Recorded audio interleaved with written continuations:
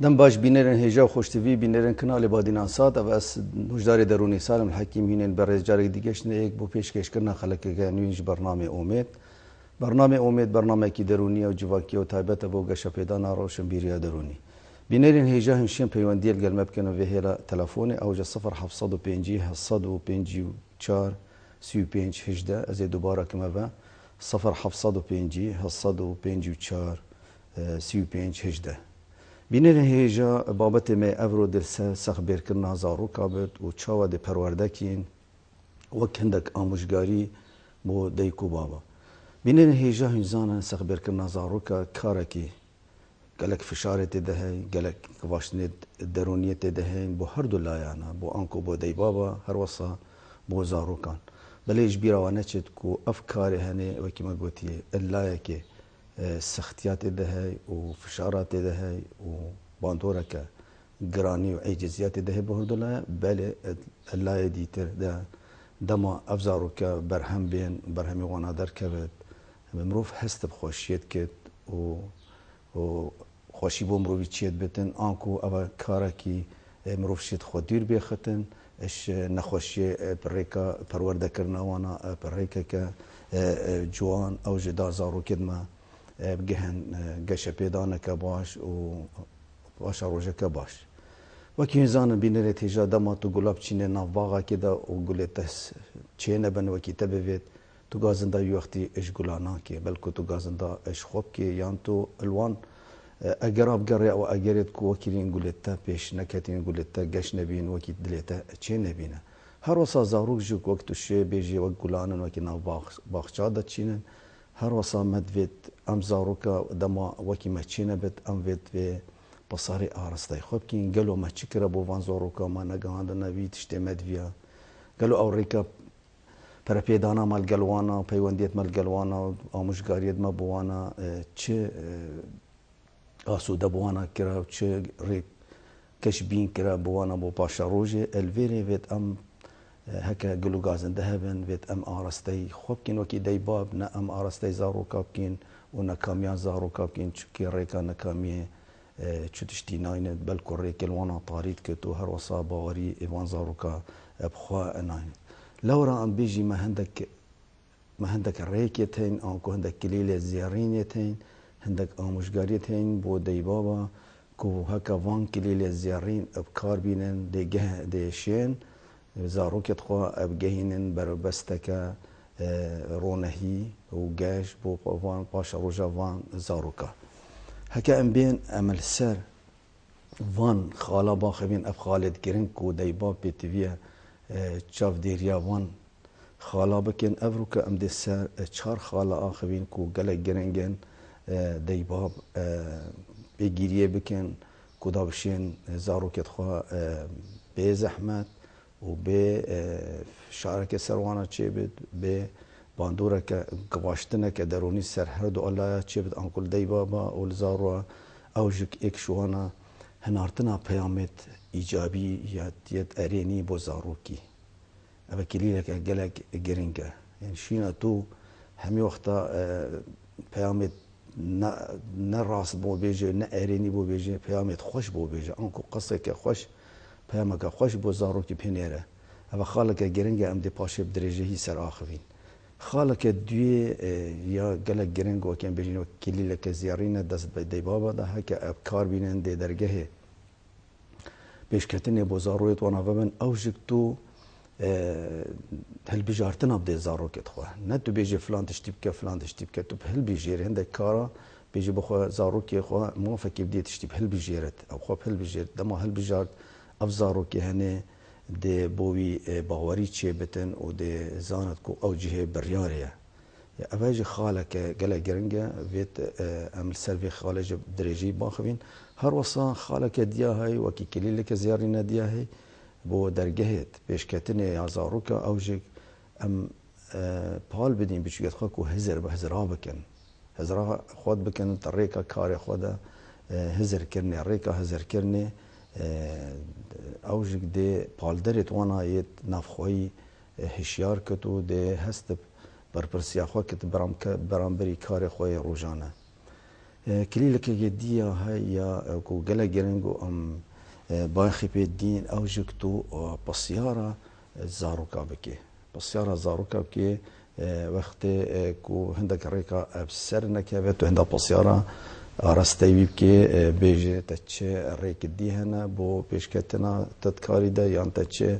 بلان دي هنا حتى دماهيكي ام نوكا بينين هيجان ام دين سر كليلا زيارينا ايكي وكما قلتي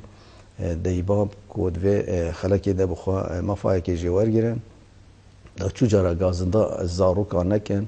و بار نپیش کتنا زاروكا ده نخن سر ملت زاروكا بلکو بخن سر ملت خوا اوجك في كليلي بلا بكار بينن اوجك وكيد بيجيني بيفت جوان بيامت جوان و گش بو زاروكي بهنيره هزار خو تشديد بك كاروجانا تو چند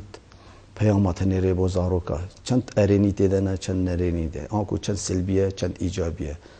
هزار خو في ديباب في بسياره ده گلك بكت دما الكل زاروكي خو پیامك بو بهنيرتن في گل هزار خو بكت بري خودته كو چند هنديشوي بيتن پیامك اريني بو بهنيرت انكو ايجابي بو بهنيرتن دا هسته وی زاروکی خوش بید هزار خواب که دما تو کو دایبا تو الجوات که روینه ایک بحثی تب باشی بکت و یعنی ایک دی بحثی تب خرابی بکت دما ایک بحثی تب باشی بکتن و باشی تب دریختن و برچاو بکتن تو دبینه چند گوله تا خوش بی چند ذوقه تا خوش بی تدویت همه بس گو خواب ده و رستانه و هر دوباره بکت و احتمالاتو ده الدیوچونه دیو رسته که انکو دليتا دي بو في كسي بتن حتى مغلا هندك ناكو كي ناو بناتا وي دي جهبن بس تو دي وانا دير لاكي چكي بحثي تشتتيت باش كرن بحثي الشانتيت باش كرن اللورا بي تي في دايباب افي بيامي باش تيبجهن هندي شوانا بيت بيامك ايجابي بو زاروكي بنيرن الرخا جدي اگتو وكي دايباب تورينشتيل دفندك هوالهو قراو هكا تديد ايك شوانا يه بحثيتا یه هند قصد سلبی بود تنیرت آن کندن کامیاتت کتب شیوه کی کد تو به ناراضی به دبر خود هم تدوید بس گویت خواب بگیره تدوید کربه تدیش وی بن آن کو هست و نست تدی تکچن مزاج تدی تکچن مشاعر تدی نخوش بن تدوید هم تکیلاوی کسی نکه برای اینکه چند تا ناوی توید خوشیک هبی بس بده حماج بیر که چکیوی پیام که نه ارینی بود هنات ویرده دیوالتا کتن کو تو خوا دیر بی که آن کو چند باخوت تو گوه تا گرتینا چکی نپوید گوهی تا خوت او گوه مروی وید ولورا مروی دو گوه تین گوه دائما وی گوه خو مروف دتوی او آخفتنه و صحبته او کو بوما بی گوهی تید او خوشی که بو مروی پیدات کت لورا گوه دی مروفت گرتن ام دین سر صحبت آقا نزبه زاروکا جویب کار بینه پیامک جوان بوی پینیره تشتیت ویه جوان در بینه وکی تو پیامی آرسته ویب که برو واجی ویه اگر تو پیامه که نه ارینی بوی پنیره اف پیاما حتمانا دبینه برسواوی ده ریکه گدی بید آنکو تو نشی کاری گوهره و جیانوی گوهره هکه تو وی پیاما ایجابی کار نینه پینگاوا ایکی کو مروف وی پیامی ده چاوا کار اینتن اوجكو مروف هزر بكت حمي وقتا دي تشاوا رستيت خوا بشيويه كي جوان وبريكو بيك بو بجيكي بكار بين ام دي نمونه يعني زاروكا كي بيج دي بابا مدفيت از بچم سرادانا حوالا کا خوابكم زاروكا بيج دي بابا دم خواندنيا ودم قطبخانه ودفيت سرادانا حوالا كي بكتن دريكتين هكا بيامك سلبي به تو دي بيجي نخر تو ناچ حتى تو اركي خويا قطبخانه بدو هيكتينه اوا سلبيه بس تو شي بريكه دي بيجي هر تدويت كو خواندن بخوينت و خواندن دي بتريت خواندن هكا تب كارك دي كارينا نبي ريكاتو امري لبكي بيجي نادر كيف حتى تو خواندن خوب كار بيني ادوير ده و چند بخوينت تيناغيت هزراوي حميد سر كان جدي وقت خو کار اینه کن گیده در کهوتن کو چطل گل حواله خوا با خوت آنکو تیگه هاوی بو و درسه نینه و ناور گرتن بله تو شی بریکه گیدی کار بینه آنکو که مگوتی برسوه که یم پیامه که ارینی ایجابی بوی پنیره تو بیجه بله مسوگره تو دیشه سرادان حواله خوب که هكا دمي تا تجهشت قناعتك كوتا خواندنا خويا بدو ما هكيناي الفيري ده اف بياماني هردوك بینه تأکیدت کن کو درس خواب خوینت بس پیامه ای که باوری نهادتن وی کسی وی زاروکی بیشته و پیشنیگه امری جدتی آنکو او زاروکی چو هل بجارتن اد وی بابتی دنینه ده بیشته نچه تکل حوالی نا اخوا حتی تو درس خواه خلاص که یادی داد بیشته مسوگر تو ده چیه دمه تو گشت آسته که قناعته که کو تا درس خواه بدو ماکینه تدویری ده افزارو که هنه ده هست بخوشیه که کد ده هست برپرسیه کد ده زاند کو اوی بابوی آنده کاوی باوریا دایه او ده هر کو ریکلی نگرتیه بچتن سرادانا وی حوالی بکتن وی ریکی یعنی تا پیامک خوش تبو زاروکی دا و پشتینگه او زاروکا جک به گشت آستکی خوش شعوری خوش بی باوریاوی بی مکم بی و برپرسیاوی بو خواندناوی چکی با دیوابا گوته دو دی دمی تو تگه آسته که تو خواندنا خواه تا بدمایی که ناو تدویری او ده متابعه خواه که تو دیف چون سر خواندنا خواه که حتی بگهیند آسته که او جه رازی بدشنی دی چه سرادانا وی حوالی کت آنکو سرادانا حوالی هر دی چتن بس دلویری گیرو بد درسا خواه پشیوه که باش خوینه ده وی تشتی ده ده بینه و افرستید مگوتین هر یک شیوه که هات ایک ایجابی بی ایک سلبی بی یا ایجابی پتر باوری دا وی کسی وی قطابی وی کرکی یا وی کشکه پتر باوری بود چی بی پتر هست برپرسیه کر پتر واجب خواب کار اینا هر وسا دای باب جد رخی دیده شعور وانا خوش بی دما دیت افزارو که هنی پیاما وانا ورگرد و نهو جای دوباره کرنیه چون که تا هر دوباره کرو هر بیجی بخوینه و نخواند هلبت هر دو لاید ایجز بن هم زاروک جد ایجز بید و هم دیباب جد ایجز بید لورا پیتویه روزانه ام هزرا خواه بکین که ام چند رستا ام تاخوین چند رستید ما چند جمله چند آخفتنید ما تشتی باش دیده چند یه خراب دیده روزانه بید ام حول بدین وان رستید نه ارینی یت سلوی اش آخفتنا خواه اش رفتار خواه ام دیر بکین دا ام زاروکت خواهی فیر نکین که وی کاری بکار بینن ویان رستا بکار بینن برانبری پاشا روژا خواه برانبری حوالت خواه برانبری کسو کارت خواه وان تشتیت هنی دما دی باب بکارتینن باوری چید بتن الگل زاروی هر وصا گریدانه که تند و بهیز نابینا هر دو لاینا چید امشی نمونه دیجی بینی سروی کلیلا ایکی و کما گوتی کلینا که زیارینه بو وکرنا درگهت پیشکتنه بو زاروک و هر وصا بو سخبیر کرنه که پاشا روژه که باش برانبری پاشا روژه ده تو شی دم زاروک تا چت خطاب خانه تو نبیجی تا فلان تشتجبیر کرا آن فلان تشتجبیر نکرا و کی تو چوی خطاب خانه آن بیجی مثلا انت قلم خواب برا آن تا ویدشی نبیجی بس تو برهنگی بیجی لیستک تا های بیتی وی ندمی تو چه خطاب خانه تو بیجی گلو تا او لیستا همی جهینای اوید کو بو خطاب خانه تو هوجه بی نه هوجه تو بیجی تا قلم برا و تا مسطره برا و تا مساحه برا و حتی دمایی که و فلان کتبه برهنگی تیگه هنده به تو که تو چه خطاب خانه تا لستک های وید وان تشتاب کار بینه چند تیتا مرتب بید افتش تیتا مرتب دما تو وید شتید بینی که تو بیجی زاروکی تا اف لستهانه اف قائمانه یا پیتویاتی تیت خطاب خانه تا کار اینانا تا برهف کرنه اف زاروکی انه بری چت خطاب خانه افتشت خو حمیت بکار اینان نه بس لستا وانش تا افکرنا واجبات خود ناف مال ده و درس خو پیکینا نویسینت خود بکار اینا قلمت خو قطاطا و دفتر حمیت ترتیب کردن و حتی خوارنا خو حمی پارت خو حمیتش ادویل استده یتین ادویل ده افزارو که نه بری سردانا جمال بهله تو بچتن خطاب خانه دبینه اوی اف لستهانه همی یت جی اینای نه جی روزانه دی با بینه بیراخوا دیگه هت آسته که اب خود خواره و بد آنکو اب خوا دي هست برپرسیاریات خوا کتن دی هست مسئولیت کی کت کو او خوا دی وان شولا ابکار اینت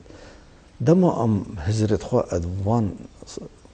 ريكت آخرتين دقين قال زاروكا أم حاول بدين دائما فشاري كيم كين أنكو قواشتني دروني سرخوجي كيمت كين هر وصاد سر زاروكا جتين كيم كرني وهر وصاد بن هاري كار بو پیدا کرنا هف بندی نوبینا دیبابان ده و ناهیلتن چو آرشه نوبینا دیبابان ده چی بید و زارو ده چی بید و هر وصا هدو لاین دیگه هن قناعته که وش اکدو ده رازی بن ده ویره که ده بینه پیوندی توانا خوش بین ام چه نمونه دیج بینه سر کو ایک بیش چاوا ام ده پیامت ارینی هنرین و چاواد پیامت نه ارینی بوزارو که هنرین و برابطه خالقی ما وی افتیگه های کو پیام نه ارینی بوزارو که هنرین خرابن نمونه ایدم جنکه که های مالی ده بچه تویت فیر بین چیکا و بچه که دوانای پیز بین هر یک کتابی درکی و اف جنکه هرو پی عجز بده اف کابانی مالی پی عجز بده بچه که تنه جلکت خویت پیز کوم ناکن دینن ام بیجین نزدیکی مغسله افدی که هانه هزرت خود که بیست ریکه که اس ببینه اس دی چاوا وان زاروکا وی عددی بهلن بی اس رسته که نه ارینی بکار بینه هزرت خود کتن کو فشار بویج چه نبود گواشتن سرویج چه نبود آنکو اوج ایجس نبود هر وسا زاروج ایجس نبود و در انجاماوی هر دو بگهن اتفاقه که پیمانه که که هر دو لاپی خوش ببن و پتر حشیه کده بکن اول زارو که تخواه کومت کتود بشتوانا از دی هارو از وان جل کتوی پیس اوتین تاوین از هر دی سبوا کوم کم از نگ مقصله و از شوم بس از دی بوا مرجع که بیجم اوجی که حچی پتر واب کتن حچی وی تشتی بکار نینتن او روزانه 5 دقیقات شيء او دي لشي مخورينت بشتا مخورينت بين مجامرينت فيريدا وقلت من ما في هيجك اتفاقا وانا ما في هيجي واسوان 5 دقيقه بخو كومكم تشكي هند هر فيكاري هكا وانا جوهري از كومكم بخو ما يحد ملا ببني في ساعاتك والسلك ينشين بوم فيكاري بكن فيريكي اما پیامک ارینی بوانا نارتی کو بچیک ویکاری دیکتن و روزانه افکاری هنی دیکت بس بشیوه کی کمتر دیکت و دما ویکاریت کتن نزدیکی دیکا خود بتن و ام دبیجین دست بیتویت پرخینت یا پشتاویت پرخینت ادویری ده هفبندیه که ارینی نابینا بچیکا و دی بابا چید بت و لدای چید بت آنکو اوینیک پیداد بتن و نزدیک بونا که جستهی چید بتن و لگل آموشگاریه ویره که اوه دیکیشیا کو بخو خوشی جویتشتی چیه کتن او هر هاریکاریا زاروکت خواهد کتا بو کنکرنا وان جلو برگن پیس هر وصا زاروج هولدن پتر نزیکی دیکا خوا بیم و دیکا خوا تیگه هشتن اوه که هر دو لایان گهشتن اکو گواشتنا درونی ناو بین هر دو لایانا کمتر بی و هر دو پتر نزیه کدو بین هر وصا اف قصد نأريني كار نهاتن و دبيني بتر أفيني ناو بين هردو درادة شيبي هروسا نوسركي نافدار بيش دما از بچوك ببالي وجد ديارت كتكو ناو بين چه جوازي ناو بين پیامد أريني ناو بين پیامد نأريني بیش دما از زاروک بیم عمری من 8 سال بی گم گود بابی خو موید از ببم پلیس گو بابی من یعنی چو ترسو تشت نکرد لشه مده نکرد آموزگاری ندم نگود من گو پلیسی کورا کی گرنگا هوجی مشقدانیا هوجی تدریبک قرصه مطرسیت ده گو بابی مشینا هندی افتشتانت گودم گو پشتی عمری من بی 10 سال کم گودی وید از بم پلیسی آگر و مراندنه و بابیم هر دی ساعت ویری دجی چو پیامت نه ارینی بوم نه نارتن و هر وصا دیف من هات و گود من دگلک جلکت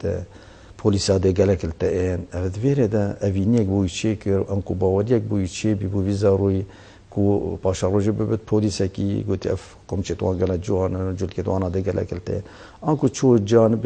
ایجابی اینا درت بیکاره کو زاروی بخواه پیدا کی نه گوت پلیسی کاره کی زحمتا مشقدان پید ویتون و حتی مالا بریندارهیات ده حتی مالا کشتنات ده تنکل مروفت تندو تیج ده پیوندی که افتش ترس نچاند ویزا رو کی ده بینما تشتی جوان اینا در اد ویزا رو کی ده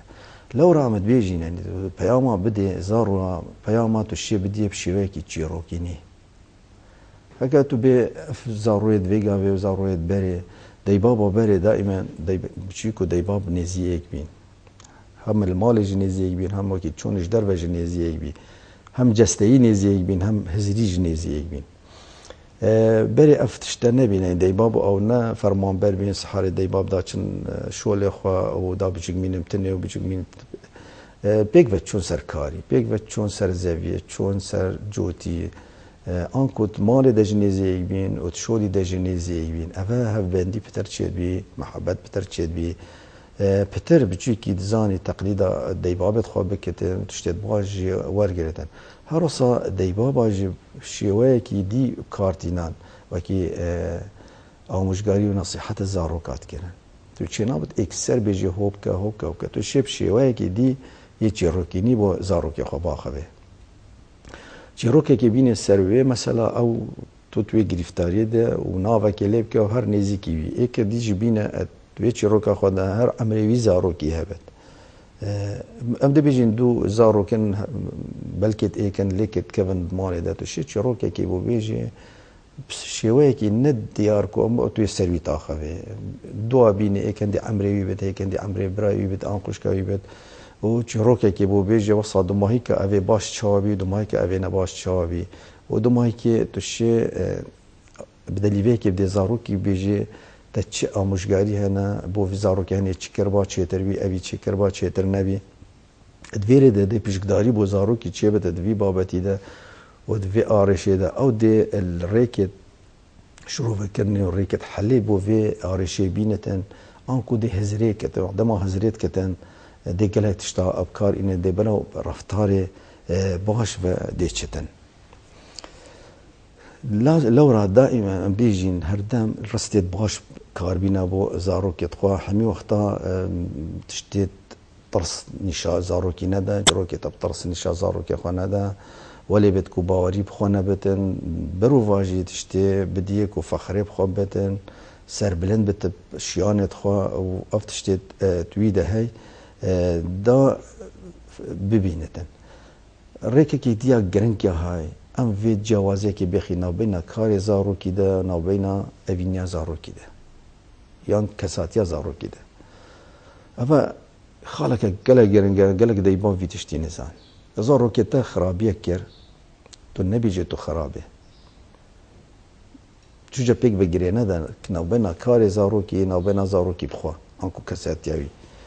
تو جوازه که بخوا بیجه اوینا هر بوتا های کاری که خراب جب کید هر اوینا تبوی های بس اف کار یعنی وصل دیار کن نپیو بیت لسقا کرنه و پیو بیت نیساندنه اما ام بیجه دزیه کر تو بی او تو دزه نبیجه تو دزه بیجه او کار دزانه بس تو ندزه ادویره ده تو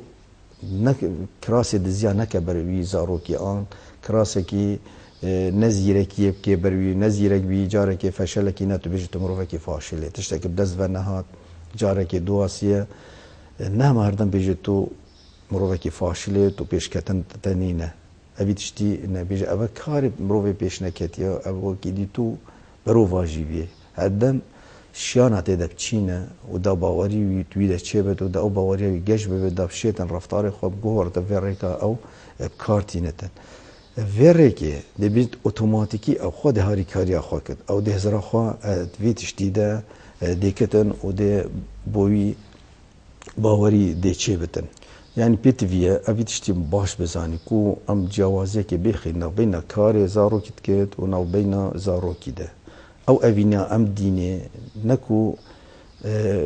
جانتوی بیجه تو گفاله که بیجه ازوی اوینه اشتبرم اگت افکاره کر قالك ديبابت بيجن بها كما افتشتا كرا بجكا دي بتر فير بت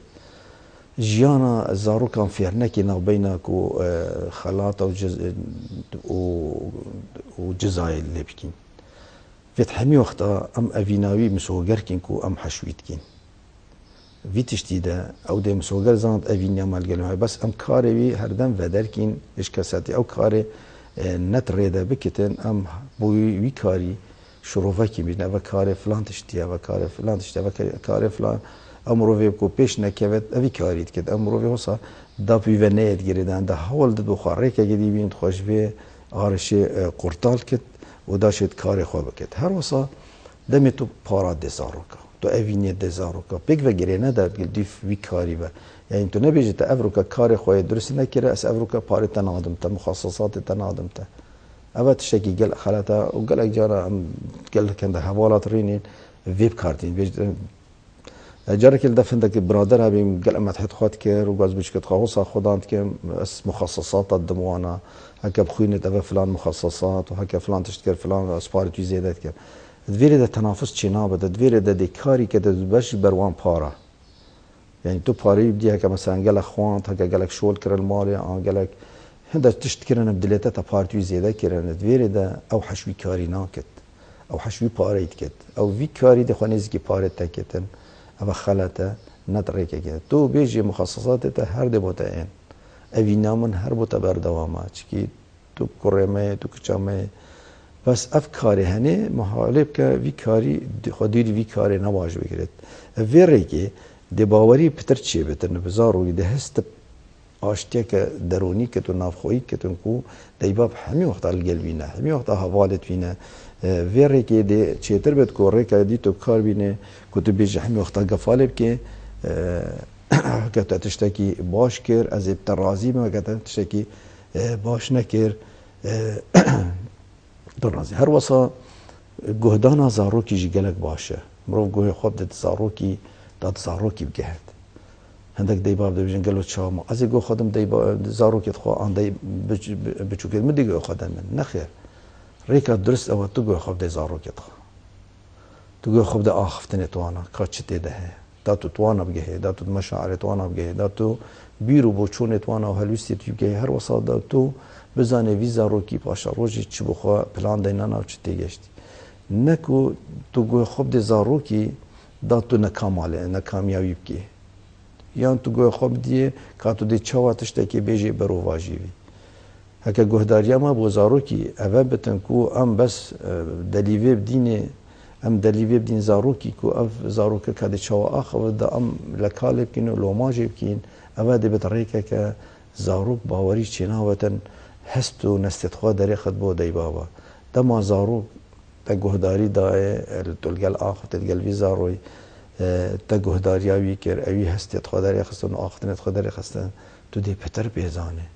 رئیسی که امریکی هبی ادگوت ریکه که درست اوا کمروف گوه خوفه تبدأ زاروكا دا مروف زاند وی چد وید دا ما تزانی زاروكا تا چد وید و دیشه ویجا پیشتینگه پال بده و هاریکاریا یبکی که گهتن ارمانجت خواه بجه بیند ویریکا هنه بین اف زاروكا هنه گهشتن وان ارمانجت خواه و ریکت باش هل بجارتن بو باش روژا خواه و گاهندنا ارمانجت خواه ریکک دی های وکی مگوتی کلیلا دوی تو هل بجارتن او دیوی زاروی تشتی هل بجیرد تو گلک شولا دیوی نه همه شولا که تنه بدیوی بیش همه وی تنه بکه اوی نشید بکد پشتی اینگه دی بد بروواش تو گلک هل بجارتن او دیه تو دلیوا آزادی بدیوی کو او خواهنده تشتا هل بجیرتن ام دی بیجی بو نمونه تا دو شول دانه اتماله ده شولک شوانا بکار نینا نشیاب کار بینتن تدوی دو شول رویتو تو دو شول دی زیده بکه سه شول دی زیده بکه توی ده واجبی توی بکه پنج هل بجارتنا بجی بخود واجب هل بجیره اب خو هر دو بوتا کرن بس که تا دو بو هل بجارن تا گوته وان هر دو کاب که افزارو که وان هر دو کانا کد بس که تا پنج واجب دانه و تا دلیو دای بخوب آزادانه هل بجیره تجوان پنج شولا بخو هنده کاب هل بجیره وكان هذا تش نبدل تجربة بيجي بشتيوي في كلمات بيجي بشتيوي وتشدي تدشي بكي ادفير ده افزارو كهني دی باوری بخواه بد کو دی زان دی بابا باوری دایوی کو اوی دلیوه البجارتنی های آن کو افشوله نه همه فرمان سروی نه امر سروی چکو همی کسد زاند کو دستوری سروری ام دی بجه سلطه آرشا چید کد هکتا سلطه گلک بکار اینا دی آرشی چید کد هکتا گلک سروریه که مکوم ها بدو دکتاتوریت تدمال ده بد ادی آرشا چید کد دی بوتاج چید کد دی بو زاروکش دی که وتن صراع که ده هر دم هول دد اوج بخوا سروریه که چید ده هول ده هزر کتن کو وی سروری نینه او بندسته ده همی وقتا دلیوه که گرد بخوا به سروری پیدا کد کارت خواده بله بینر هیجا راسی مدویا ام وی باوتی تمام کین بله در هنر اشارت دادن بیشت دمی و بدومایی کرد و چنده بینر هیجا ام دی دومایی کرد خلاکیش برنامه امید حتی دلیوه دی بگین ایک الپاشا روزه که دی بمن خیر و بختیار خودش و راضی.